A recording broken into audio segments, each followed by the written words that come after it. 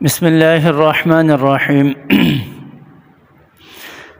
ہمارے آج کے مسلمان اور مشرکین مکہ میں کوئی فرق نہیں ہے۔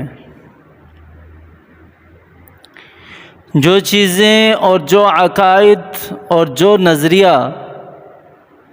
آج سے 1400 سال پہلے مشرکین مکہ کا تھا، وہی عقائد، وہی ذہن، وہی نظریہ، وہی ساری کی ساری چیزیں آج 1400 سال کے بعد امت محمدیہ صلی اللہ علیہ وسلم کے اندر بھی پائی جاتی ہیں۔ محمد عربی صلی اللہ علیہ وسلم نے جن چیزوں کو 1400 سال پہلے ختم فرمایا تھا، آج کا مسلمان انہی چیزوں کی طرف جا رہا ہے اور اپنا ذہن، اپنا ایمان اور اپنا عقیدہ انہی چیزوں کے اوپر بنا لیا ہے۔ اللہ کو تو وہ بھی مانتے تھے۔ اللہ تعالیٰ نے قرآن پاک کے اندر ارشاد فرمایا، وَلَئِن سَأَلْتَهُم مَّنْ خَلَقَ السَّمَاوَاتِ وَالْأَرْضَ لَيَقُولُنَّ اللَّهُ۔ اے محمد صلی اللہ علیہ وسلم، اگر آپ ان مشرکین مکہ سے پوچھیں گے کہ آسمان اور زمین کو پیدا کرنے والی ذات کس کی ہے، آسمان اور زمین کو بنانے والی ذات کس کی ہے، تو یہ کہیں گے کہ ایک اللہ کی ہے۔ اور آج کا مسلمان بھی یہ کہتا ہے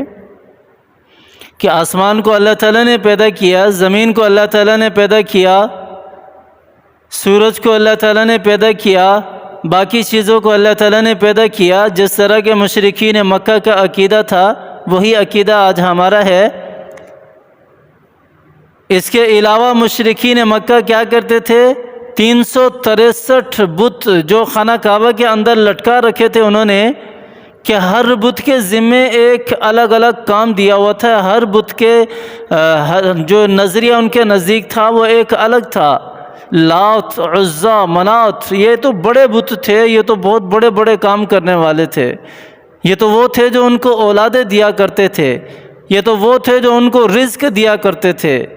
یہ تو وہ تھے جو ان کے لیے اچھائیاں لایا کرتے تھے۔ اس کے علاوہ 363 بت، ہر بت جو ہے ان کا ایک نظریہ تھا، ان کا ایک عقیدہ تھا کہ یہ بت جو ہے یہ ہمارے لیے یہ کام کرتا ہے، اور اسی کے مطابق اس کی پوجا کیا کرتے تھے، اس کی عبادت کرتے تھے۔ وہ یہ بت ہمیں لڑکے دیتا ہے، یہ بت ہمیں لڑکیاں دیتا ہے، یہ بت ہمارے لیے بارشیں لے کر آتا ہے، یہ بت ہمارے لیے تنگی لے کر آتا ہے، یہ بت فلاں کام کرتا ہے، یہ بت فلاں کام کرتا ہے۔ اور اسی چیز کو ختم کرنے کے لیے اللہ تعالیٰ نے آپ صلی اللہ علیہ وسلم کو نبی بنا کر بھیجا۔ اسی شرک کو، اسی مصیبت کو، اسی گناہ کو، اسی فساد کو، اسی شر کو ختم کرنے کے لیے اللہ تعالیٰ نے آپ صلی اللہ علیہ وسلم کو نبوت دے کر مشرکین مکہ کی طرف بھیجا کہ جاؤ ان کو بتاؤ کہ تمہارا رب ایک ہے، تمہارا اللہ ایک ہے، تمہارا خدا ایک ہے، تمہیں پالنے والا بھی وہی ہے،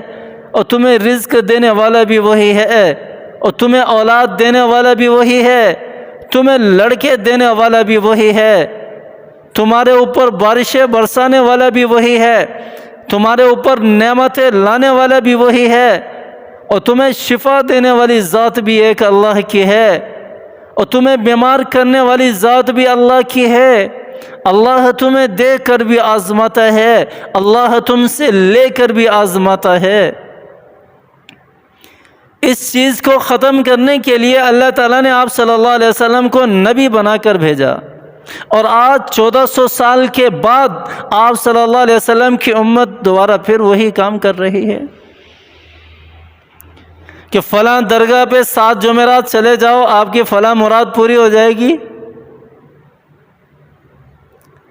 آپ کی تجارت میں خسارہ ہے، آپ فلاں درگاہ پہ چلے جائیں، آپ کی یہ مراد پوری ہو جائے گی، آپ فلاں بیماری میں مبتلا ہیں، آپ فلاں درگاہ پہ چلے جائیں، آپ کی وہ بیماری ختم ہو جائے گی۔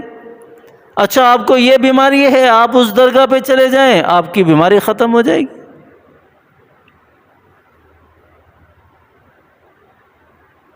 میں نے خود ان چیزوں کو دیکھا ہے، اپنی آنکھوں سے دیکھا ہے۔ جو حضرات مٹھائی کے مزار پر جاتے ہیں، وہاں جا کر دیکھے تو صحیح، وہاں مٹی رکھی ہوئی ہے، مٹی رکھی ہوئی ہے، سندھی خاک بولتے ہیں اس کو، خاک ہے، صحیح سائیں دی خاک ہے، اور وہاں سے مٹی نہ جانے کہاں کہاں لوگ لے کر جاتے ہیں، کہاں کہاں لوگ لے کر جاتے ہیں، اور ان کا ایک عقیدہ، ان کا ایک نظریہ بنا ہوا ہے کہ اس مٹی سے ہمیں شفا ملتی ہے، اس مٹی سے ہمیں ہماری بیماریاں ختم ہوتی ہیں، اس مٹی سے ہمارے فلاں بگڑے جو کام ہیں وہ صحیح ہو جاتے ہیں۔ ہمارے اپنے شہر میں یہاں ایسے لوگ ہیں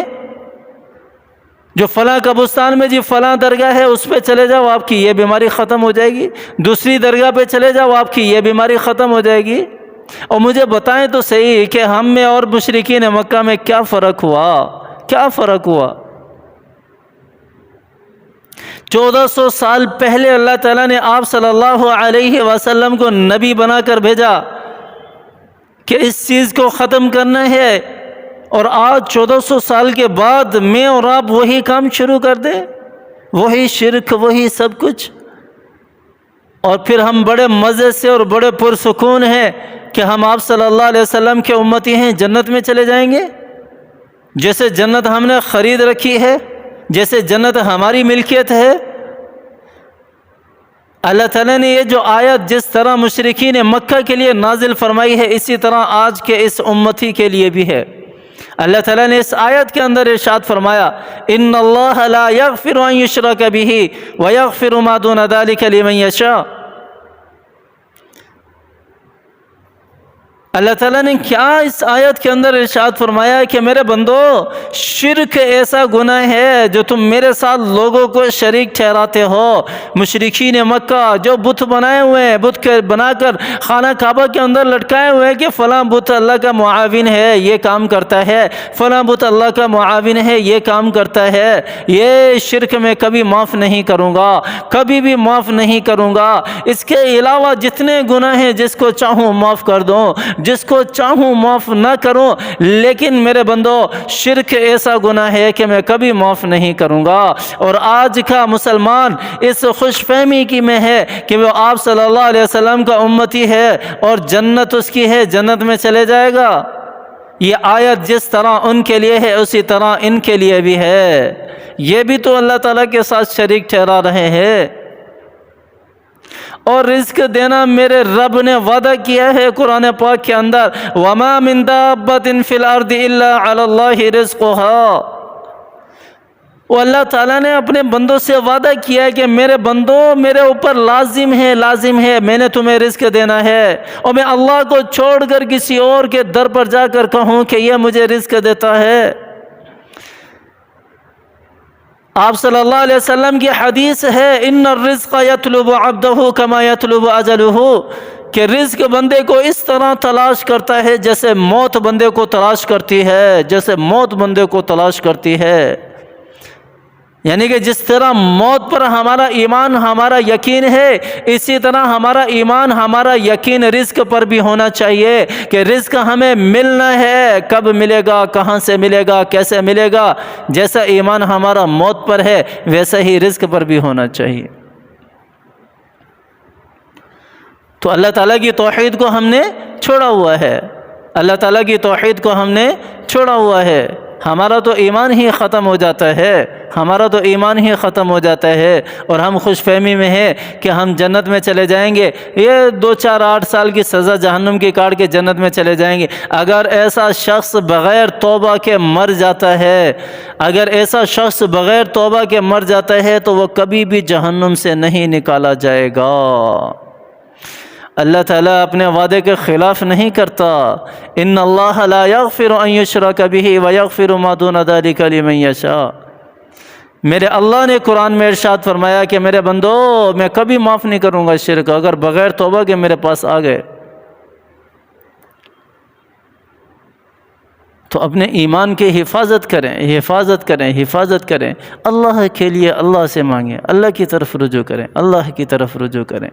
اللہ تعالیٰ مجھے بھی سمجھ عطا فرمائے، آپ کو بھی سمجھ عطا فرمائے۔ اللہ تعالیٰ ہمیں جو دین محمد عربی صلی اللہ علیہ وسلم ہمیں دے کر گئے، ہمیں سمجھا کر گئے، اس دین پر اللہ تعالیٰ ہمیں چلنے کی توفیق عطا فرمائے۔ آمین ثم آمین، وآخر دعوانا ان الحمد للہ رب العالمین۔